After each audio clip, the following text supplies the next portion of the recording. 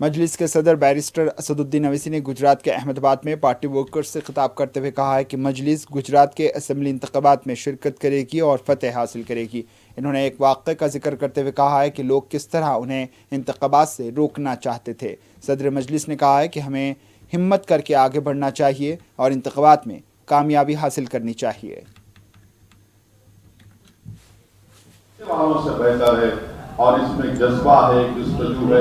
यकीनन इंशाअल्लाह ताला विधानसभा के जब चुनाव होंगे, असेंबली के इंतखाबात होंगे, मजलिस लड़ेगी इंशाअल्लाह ताला, पीछे नहीं हटेंगे हम। और अच्छे उम्मीदवारों के लिए साबिर भाई और हम लोग कोशिश कर रहे हैं, बातचीत कर रहे हैं, अच्छे उम्मीदवार मैदान में रहेंगे।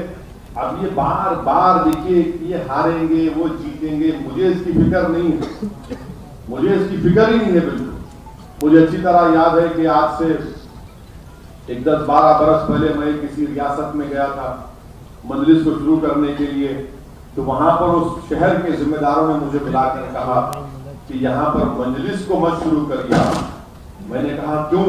तो बोले वही पुराना जुमला कि नहीं, आपके आने से बीजेपी फिरकापरस्त ताकतों का फायदा होगा। तो मैंने कहा मौलाना, मैं किसी का फायदा नुकसान देखने नहीं आ रहा हूँ। जिम्मेदारों से कहा तो बोले नहीं नहीं, ये खुदकशी होगी। तो मैंने पूछा कि ठीक है, खुदकशी अगर है तो जिस्मानी खुदकशी इस्लाम में हराम है ना? जिस्मानी खुदकशी इस्लाम में हराम है।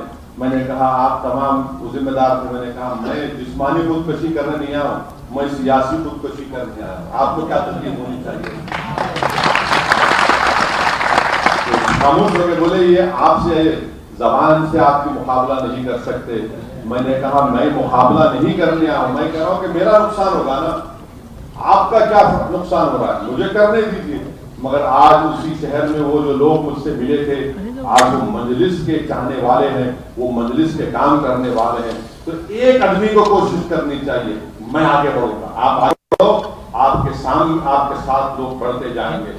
आज अगर हम कोशिश करेंगे तो याद रखना, जब मैं इस दुनिया में नहीं रहूंगा, तुम नहीं रहोगे, तुम्हारी औलाद रहेगी, तुम्हारी नस्लें रहेंगी, तो बोलेंगे कि हाँ, अहमदाबाद में एक वक्त में एक दीवाना आया था, यहाँ पर हमसे बात कहा था, हमारे अब्बा और हमारे दादा गए थे, आज उनकी कुर्बानियों की वजह से आज हमने एक मुकाम हासिल किया, वो मुकाम हासिल करेंगे इंशाअल्लाह।